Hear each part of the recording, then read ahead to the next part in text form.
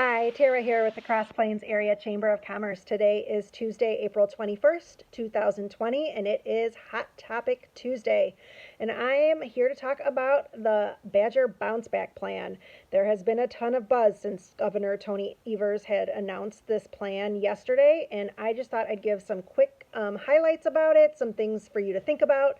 If you're looking for more detailed information about the plan, please head over to our website, crossplainschamber.net, where you can find information about the bounce back plan as well as other resources for your business, or for those of you that are looking to find out more about what's happening in our Cross Plains area and with our chamber.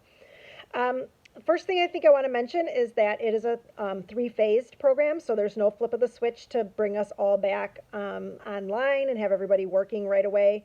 And it's almost a reverse kind of how we came into the safer at home emergency order. So the first phase kind of starts out with groups of 10. The second phase is groups of 50, and then the last phase is kind of, it's open, but there will still be some restrictions. And I should note, that sounds very, very like, oh, everybody is kind of easing back in with these groups. There are other criteria that fall through on each of these levels. So not every door is going to open. There will be some things that are still doing curbside pickup at especially phase 1 and phase 2. Phase 1 includes the opening of K through 12 schools. Phase 2 includes higher education, college, universities, and lots of details within each of those phases. The things I really want to point out, though, is that to get to those phases, we have a lot of things to look at first before we can even go to phase 1 of the Badger Bounce Back Plan. Symptoms, cases, healthcare system, testing, contact tracing, and protective equipment are going to be key focus points, those 6 things, before phase 1 can begin. So just to kind of give you some insight, recently testing had gone from a couple to several hundred tests a day to 7,500 tests a day in the state of Wisconsin.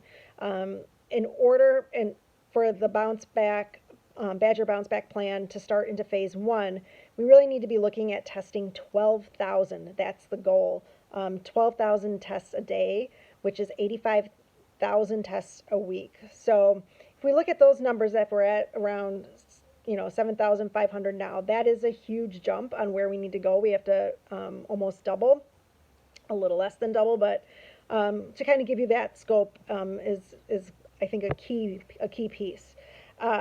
There also has to be a 14-day decline in positive cases of percentage tested of COVID-19.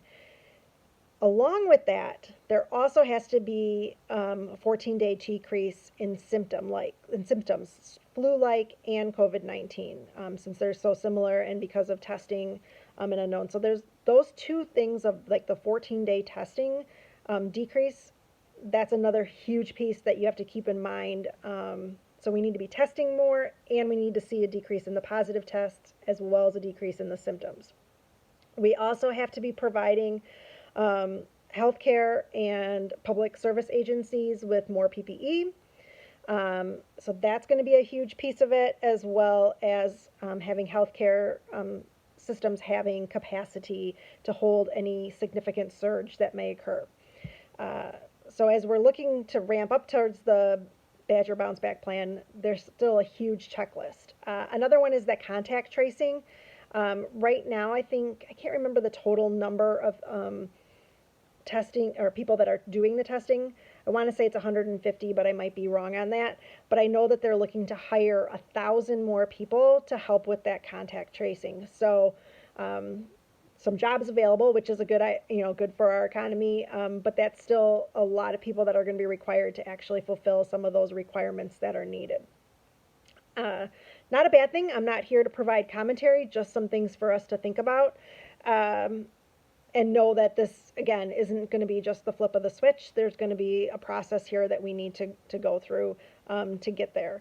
And I guess I wanted to also mention just something about like the states around us. I know there's been a lot of talk about what other states are doing. I'm not saying, again, right or wrong, but just so we kind of know what that Midwest. Michigan and Illinois, currently, at least the last that I checked, are opening on April 30th. I haven't heard yet if their safer at home orders are extending. Indiana and Ohio are due to open on May 1st, and Minnesota is due to open on May 4th. And Iowa is not under any safer at home order currently. So those are just like the states that surround Wisconsin. Obviously, just like our own state, things are changing not only daily but hourly. So that information might be changing, but just to kind of give you some perspective, and if you want to look at what some other states are doing, obviously you hear a lot about California, New York, some of those, Pennsylvania, some of those states that have a lot of other activity going on with COVID-19. But looking at the Midwest to kind of give you some perspective, I thought that would be helpful. Hopefully that gives you a little bit of insight. I will link our website in the comments. And if you want more information, please let me know. There is a call tomorrow. I have an event out with the Wisconsin Manufacturers and Commerce that has Senator Ron Johnson on tomorrow at 10 a.m. Feel free to sign up for that to hear his perspective on things that are going on with the Badger Bounce Back Plan, with Governor Evers, and some of that pushback for Wisconsin to open up earlier. Whether you are for or against that, I think it's a great idea to hear all sides of this kind of that issue and see what people are thinking and saying, because usually it's not one side or the other, it's somewhere in the middle. That's the best place for us to be. So that's our Hot Topic Tuesday. Hopefully you found it helpful. Let me know if you have questions as well. You can put those in the comments or email me directly. Thanks. Have a great night.